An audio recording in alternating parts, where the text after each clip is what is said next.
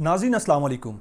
मैं हूं जवाद अहमद और आप देख रहे हैं मेरा YouTube channel Jawad news official. नाज़रीन, इस्लामाबाद में आज बड़ी तबाही हुई है। नाज़रीन, इस्तग़फ़ार पढ़ना चाहिए हमें। इस्लामाबाद के अंदर ख़ास तौर पर, पूरे मुल्क में ही आई थिंक लोगों को अभी कल ज़लज़ला आया, पूरे मुल्क में काफ़ी शदीद ज़लज़ला था, लेकिन आज इस्लामाबाद के अंदर नाज़रीन अगर मैं यूँ कहूँ तो आसमान से पत्थर बरसे हैं नाज़रीन, तो गलत नहीं होगा नाज़रीन। शदीद ज़ालाबारी नाज़रीन इस्लामाबाद में आज हुई है नाज़रीन।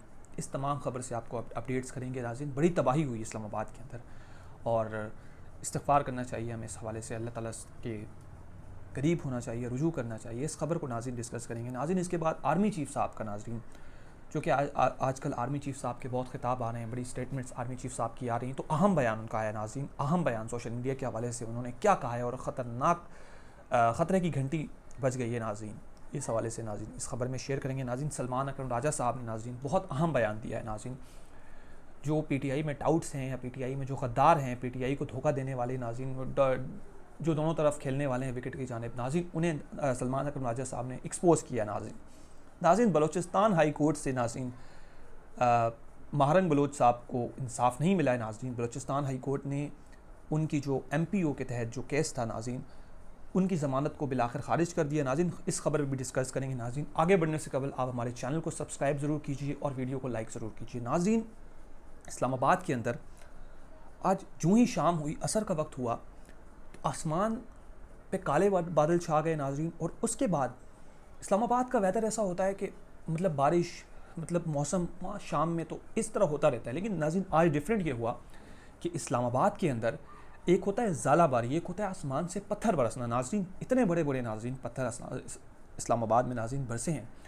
और नाज़रीन जितनी भी गाड़ियाँ बाहर खड़ी थी नाज़रीन, उनमें अक्सरियत गाड़ियों के शीशे टूट चुके हैं नाज़रीन। और अगर कोई शख्स भी बाहर उस ज़ालाबारी में कई जगह होंगे तो नाज़रीन अभी तक कोई ऐसी इतलात नहीं है मौसूल हुई कि जो नाज़रीन कोई ज़ख्मी हुआ हो या कुछ हुआ हो, लेकिन गाड़ियाँ जो हैं वो तबाह हो गई हैं। जितनी भी बाहर खड़ी थी गाड़ियाँ, उनमें कोई गाड़ी बची नहीं है नाज़रीन। इतनी शदीद ज़ालाबारी इस्लामाबाद में हुई है नाज़रीन कि आप अंदाज़ा भी नहीं लगा सकते नाज़रीन कि कितनी शदीद ज़ालाबारी नाज़रीन इस्लामाबाद में हुई है। और नाज़रीन फैसल मस्जिद इस्लामाबाद, यूँ आप सब जानते हैं नाज़रीन, फैसल मस्जिद की जो छत है ना नाज़रीन, उसके शीशे टूट गए हैं नाज़रीन। और जो ज़ालाबारी है वो मस्जिद के अंदर तक आई है नाज़रीन। इससे आप अंदाज़ा लगाएं कि कितनी शदीद किस्म की नाज़रीन ज़ालाबारी इस्लामाबाद में हुई है नाज़रीन। सायरा बानो साहिबा, जैसे आपको पता है नाज़रीन, सायरा बानो साहिबा लिखती हैं कि या अल्लाह अपना गफूर रहीम वाला रूप दिखाना, अपने कहर से बचाना। जितनी ज़ालाबारी आज इस्लामाबाद में देखी, इसकी खौफ से अभी तक दिल दहल रहा है। मींस इतनी शदीद ज़ालाबारी इस्लामाबाद में हुई है नाज़रीन कि तमाम गाड़ियों के शीशे टूट चुके हैं नाज़रीन। और अल्लाह करे कि कोई शख्स ज़ख्मी ना हुआ और कोई शख्स ऐसा हुआ ना, लेकिन जहाँ भी शीशे, और बड़ी तबाही नाज़रीन इस्लामाबाद में आज हुई है। माली तौर पर भी लोगों को बहुत सारा नुकसान हुआ है नाज़रीन।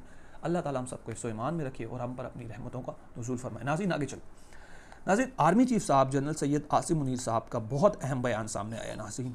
सोशल मीडिया के हवाले से नाज़रीन आपसे शेयर करते हैं नाज़रीन। जनरल सैयद आसिम मुनीर साहब ने सोशल मीडिया के हवाले से कहा है कि जो सोशल मीडिया है, कुरान कहता है, आपने फरमा रहे हैं आसिम मुनीर साहब, ए ईमान वालो, जब तुम्हारे पास कोई फासिक स्टोरी लेकर आता है तो तुम तहकीक करो और आपका सोशल मीडिया क्या कहता है, फॉरवर्ड रिसीव, तहकीक करने की ज़रूरत नहीं है, बस इसे आगे चलाओ। ये आर्मी चीफ़ साहब का बयान है, जो कि बहुत इंपॉर्टेंट बयान है। इस तनाजुर में आपको पता है कि जहाँ आर्मी चीफ़ साहब का जो बयान है उसकी बहुत अहमियत होती है नाज़रीन। आर्मी चीफ़ साहब का हर स्टेटमेंट जो है वो बहुत अहमियत रखता है नाज़रीन। तो इस बयान से आप सबको पता है कि क्या किस तरफ अभी मामला लग रहा है नाज़रीन।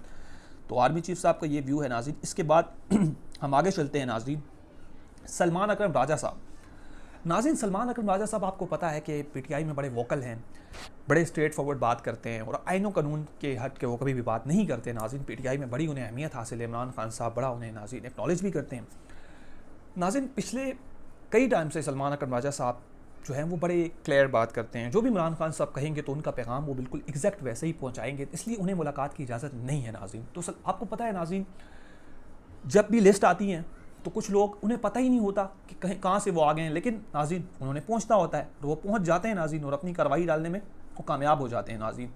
तो सलमान अकरम राजा साहब ने ये कहा है कि कर्नल साहब अब इमरान खान से इनको मिलाते हैं जो इनके बंदे होते हैं नाज़रीन। इससे आप अंदाज़ा कर लीजिए कि जहाँ जो जिनकी उनके साथ पहले से बात चल रही होती है वो उनसे मिल लेते हैं। और मज़ीद उन्होंने कहा कि इमरान खान साहब से मुलाकात के लिए बतौर कोऑर्डिनेटर इमरान खान के मुरत्तिब करदा लोगों के नामों की लिस्ट मैं देता हूँ अपना कहा, लेकिन इनको किस तरह मालूम हो जाता है इनको अंदर भेजा जाएगा, लिहाजा वो पहुँच जाते हैं।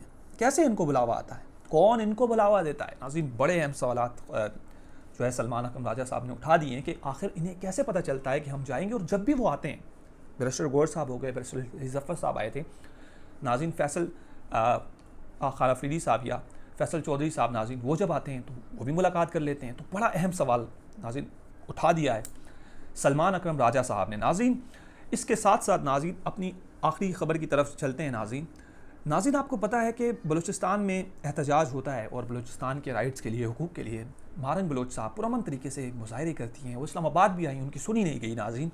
वो बलूचिस्तान में भी नाज़रीन गाय बगा जो है वो प्रोटेस्ट करती रहती है नाज़रीन। अब उन्हें बलूचिस्तान में MPO के तहत 30 दिन के लिए नज़रबंद कर दिया गया था। नाज़रीन बलूचिस्तान हाई कोर्ट से डॉक्टर महारन बलोच की MPO के तहत नज़रबंदी की कैद को चैलेंज करने वाले दरख्वास्त को बिलाखिर खारिज कर दिया गया। 6 दिन तक फैसला महफूज रखने के बावजूद काफ़ी सोच व विचार के बाद ये कानूनी नुक्ता दरियाफ्त किया गया कि सूबे की सबसे बड़ी अदालत के पास नज़रबंदी की इस मामूली दरख्वास्त के लिए इख्तियार समाअत मौजूद नहीं, और पटिशनर को ये हिदायत की गई है कि वो होम सेक्रेटरी हुकूमत बलूचिस्तान इस पे ज़्यादा बेहतर सही फैसला कर सकते हैं। दूर जाने की ज़रूरत नहीं। अभी कल पीकी बात से भुट्टो साहब के दौर में नेशनल अवामी पार्टी की, मानी कहने का मकसद ये, इसमें यह कहा जा रहा है कि बलूचिस्तान हाई कोर्ट जो है, बलूचिस्तान हाई कोर्ट के पास नज़रबंदी को हक में फ़ैसला देना या नज़रबंदी की समाअत का इख्तियार नहीं है नाज़रीन। इस अगर आपने इस पर फर्दर करना है तो आप हुकूमत के पास जाए नाज़रीन। जो हुकूमत आपके साथ ज़्यादती करेगी किसी भी शख्स के साथ, आप अदालतों में जाएंगे, अदालतें आपको कहेंगी कि हमारे पास इख्तियार नहीं है नाज़रीन। जबकि बलूचिस्तान हाई कोर्ट को आइन के आर्टिकल के तहत ये इख्तियार हासिल है कि वो MPO या कोई भी ऑर्डर जो है, इस ऑर्डर को मुअत्तल और इस ऑर्डर को डिसमिस करने का इख्तियार हाई कोर्ट के पास मौजूद है। लेकिन नाज़रीन आपको पता है कि हमारे मुल्क में निज़ाम ऐसे ही चल रहा है, और 26वीं आइनी तरमीम के बाद अब कोई अच्छी की उम्मीद इन अदालतों से नज़र नहीं आती। बिलाखिर नाज़रीन तमाम स्टोरीज़ हैं, इस पर आपकी क्या राय है कमेंट में ज़रूर बताएं नाज़रीन, और हम इस तरह डेवलपमेंट स्टोरीज़ आपके लिए लाते रहेंगे। मुझे दीजिए इजाज़त, अल्लाह हाफ़िज़।